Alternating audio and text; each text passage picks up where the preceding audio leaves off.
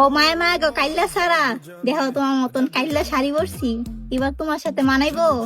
Comment অবশ্যই এসে জানাইবা। হ্যাঁ, ভাঙা মন আর ভাঙা স্বপ্ন নিয়ে আবার জ্বলে উঠব। গল্প এখানেই শেষ নয়। জোর করে কারো সাথেই কথা বলা যায় না, আর যে সত্যিকারের ভালোবাসে সে কখনো কথা না বলে থাকতে পারে না। আপনি কখনো চিরকাল কারোর প্রিয় মানুষ থাকবেন না, কারণ সময়ের সাথে সাথে যেমন মানুষের পছন্দ বদলায়, তেমনি প্রিয় মানুষের নামও বদলায়। পথে চলতে শেখা বছর শেষ হয়ে যাচ্ছে, যদি কারোর মনে কষ্ট দিয়ে থাকি একদম ঠিক করেছি, ইউ ডিজার্ভ ইট।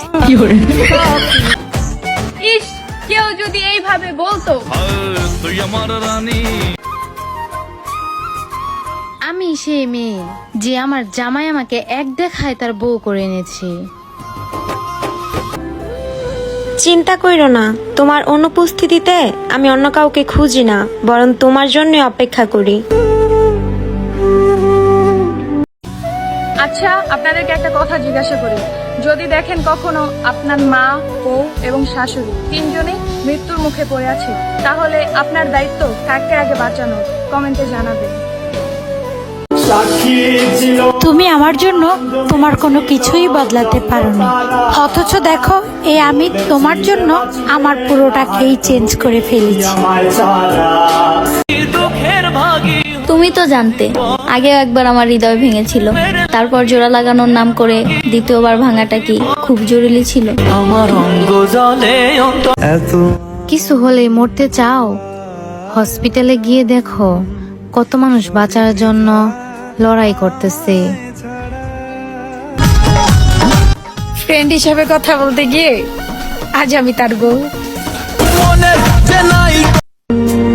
যেদিন থেকে বুঝলাম মুখ দিয়ে বুকের ব্যথা প্রকাশ করা যায় না, সেদিন থেকে চুপ হয়ে গেলাম।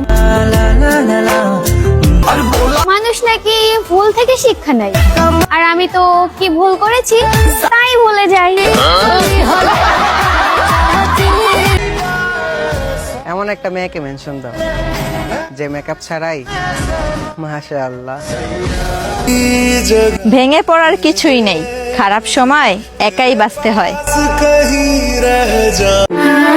মিলাইয়া নিয়েন, আমি হারাইয়া গেলে আমার মতো ব্যাকুল হইয়া কেউ আপনারে চাইব না।